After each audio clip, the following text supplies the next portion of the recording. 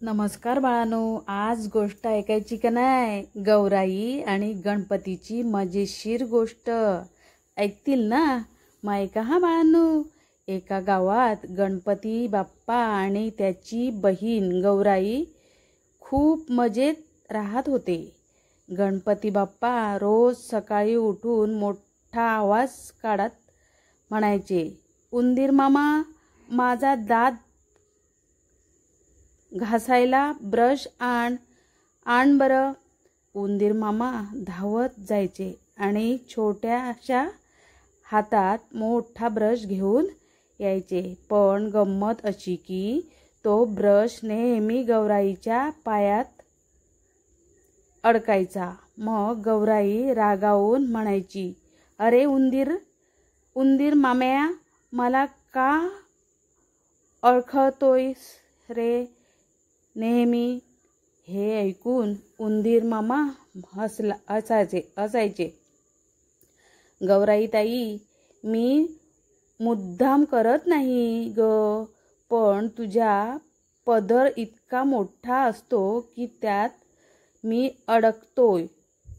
गौराई मग हसून म्हणायची, बरं, आता मी तुला माझा पदर पकडून चालायला देईन, मग नाही अडकणार. एके दिवशी काय झालं? गौराईने ठरवलं की गणपती बाप्पाला खूप चकवा द्यायचा.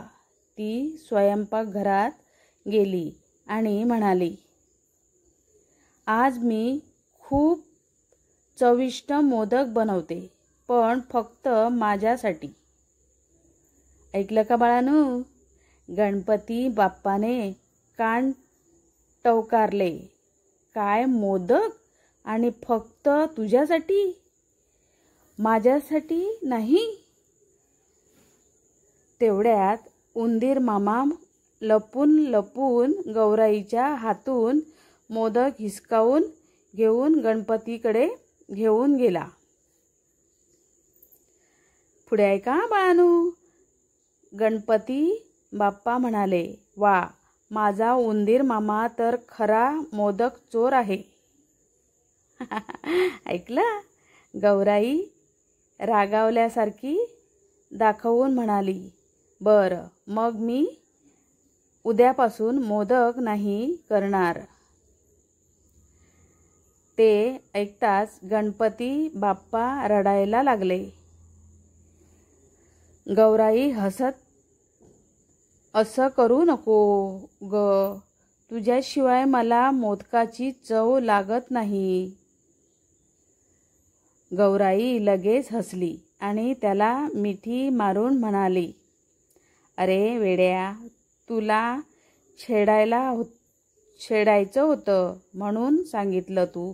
तू माझा लाडका भाऊ आहेस, तुला मोदक नेहमी मिळणार. ऐकलं का बाळांनो? भावा बहिणीचं प्रेम बघ किती. आणि त्या दिवशीपासून गौराई रोज नवे मोदक करायची. उंदीर मामा त्यातले अर्धे चोरायचा. गणपती बाप्पा हसायचे आणि संपूर्ण घरात खूप मजा व्हायची.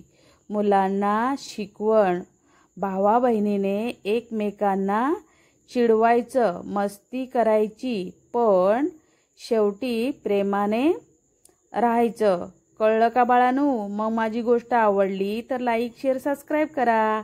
धन्यवाद आणि बाय बाय.